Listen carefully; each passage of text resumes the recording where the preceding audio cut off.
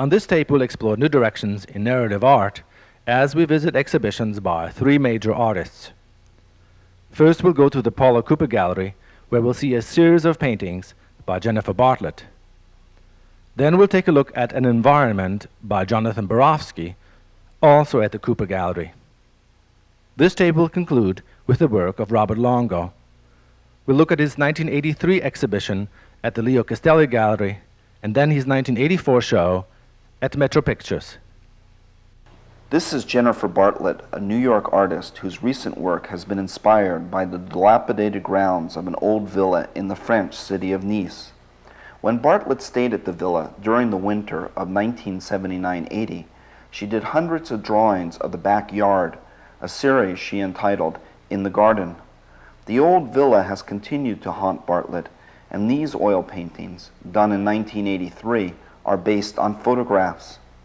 One writer has called Bartlett's work serialized musing, and this seems to be an accurate description of the way she obsessively reiterates a single motif using every sort of variation.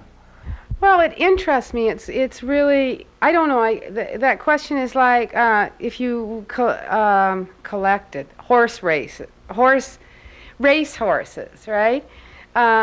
Do you like the track? Do you like the ritual of going to the races? Do you like winning money? Do you like the training aspects? Do you like horses?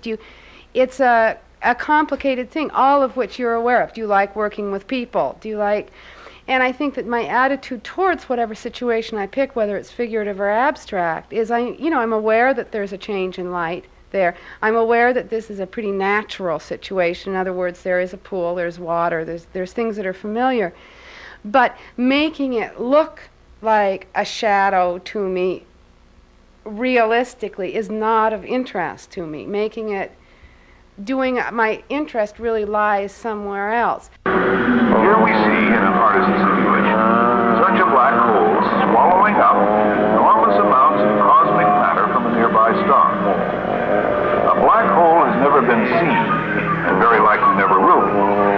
In reality, it is a celestial body, an intensely hot spiraling ring of gas, and is the scene of intense X-ray radiation. I like to surround people with the work so that they're inside of the piece, that it's a walk-in painting or a walk-in sculpture or a walk-in three-dimensional, four-dimensional situation, so that the work is oftentimes above you or below you, as well as on the sides, as well as just hanging on the wall in front of you, to try to break down occasionally that separation between me, viewer, that's the art there, instead to have that separation minimal, so that it's hard to tell where the art begins and you begin. For over 5 years now, Longo has been exhibiting big monumental works which fuse traditional art forms with new contemporary images. The work has all been part of a series that Longo calls Man in the City, and the last installment of that cycle could be seen in February 1983 in an important show at the Castelli Gallery, which helped bring Longo to international attention. Longo's Man in the City series captures the emotions of modern times as he makes big multimedia collages in which powerful emblematic images are juxtaposed. Most people see Longo as a traditional artist, but when we talk to him, we learn that he identifies with conceptual art, a movement that is anything but conservative. The whole thing about conceptual art and following a generation of artists simply has to do with the fact that those people did a contextual upheaval of art and they basically ripped everything apart. My generation went back to making art with absolutely nothing. So in a strange way, by returning back to traditional modes of making art like painting, drawing, sculpture, and things like that, we were going back to it equipped with this new knowledge which came from the conceptual artists. I think I still have a great deal to do with those people.